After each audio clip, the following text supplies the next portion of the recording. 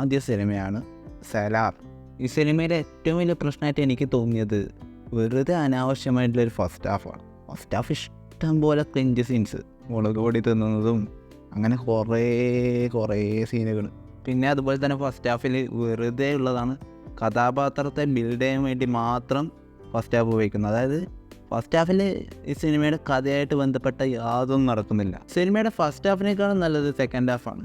കാരണം second half മുതലാണ് കാൻസാറിലേക്ക് cinema പോകുന്നത്. അവിടെ നടക്കുന്ന സംഭവങ്ങളൊക്കെ കുറച്ച് കണ്ടിരിക്കാവുന്ന രീതിയിൽ തന്നെയായിരുന്നു.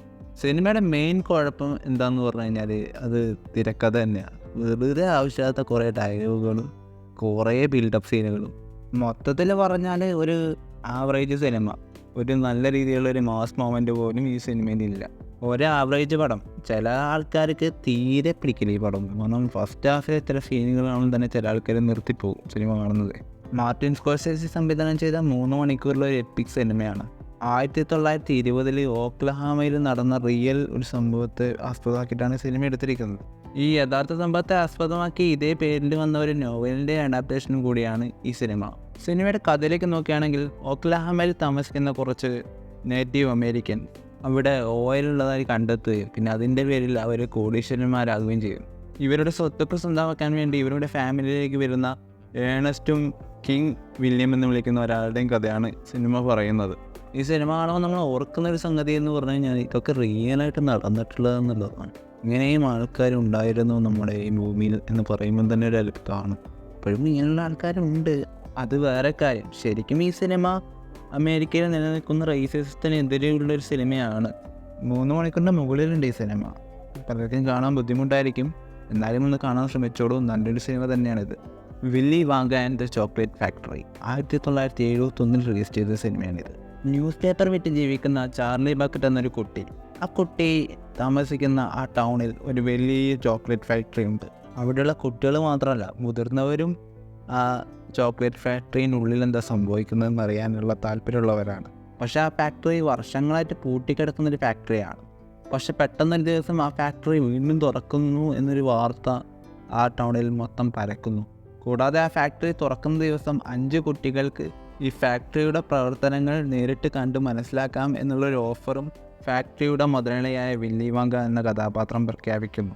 കമ്പനി പുറത്തിറക്കുന്ന ചോക്ലേറ്റുകൾ ഇതിനുള്ളൊരു ടിക്കറ്റ് താൻ വെച്ചിട്ടുണ്ടെന്നും അതുമായി വരുന്നവർക്ക് മാത്രമേ അകത്ത് കയറാനുള്ള അവകാശമുണ്ടാകൂ എന്നും പറയുന്നു.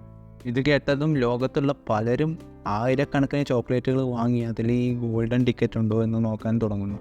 4 പേർക്ക് ടിക്കറ്റ് കിട്ടുന്നു. അവസാനത്തെ 5ാമത്തെ ടിക്കറ്റ് നമ്മുടെ സിനിമയുടെ മെയിൻ ക്യാരക്ടറായ ചാർലി ബക്കറ്റിന് കിട്ടുന്നു. പിന്നീട് ഈ ഫാക്ടറിക്കകത്ത് 5 കുട്ടികളും കാണുന്ന അത്ഭുതകരമായ കാഴ്ചകളാണ് സിനിമയിൽ മൊത്തമായിട്ടുള്ളത്. കുട്ടികളുടെ കുസൃതി മൂലം അവർക്ക് പറ്റുന്ന അബദ്ധങ്ങൾ, അതൊക്കെയാണ് സിനിമ രസകരമാക്കുന്നത്. ഈ സിനിമയിൽ നമുക്ക് എത്ര ഇഷ്ടപ്പെടുന്ന ഒരു കാര്യത്തിനെ നമ്മൾ 100% കൊടുത്തു കഴിഞ്ഞാൽ എന്തായാലും നമുക്ക് അത് കിട്ടും എന്നുള്ളൊരു മെസ്സേജ് കൂടി ഈ സിനിമ നൽകുന്നതായിട്ട് എനിക്ക് തോന്നി. ഇതേ പേരിലുള്ള കുട്ടികൾക്കായിട്ടുള്ള ഒരു നോവലിൻ്റെ അഡാപ്റ്റേഷനാണ് ഈ സിനിമ. നിങ്ങൾക്ക് കുട്ടികളുടെ കൂടെ കണ്ടിരിക്കാൻ പറ്റിയ നല്ലൊരു സിനിമ തന്നെയാണ്. 2019 ഇറങ്ങിയ ഒരു ഹൊറർ സിനിമയാണ്.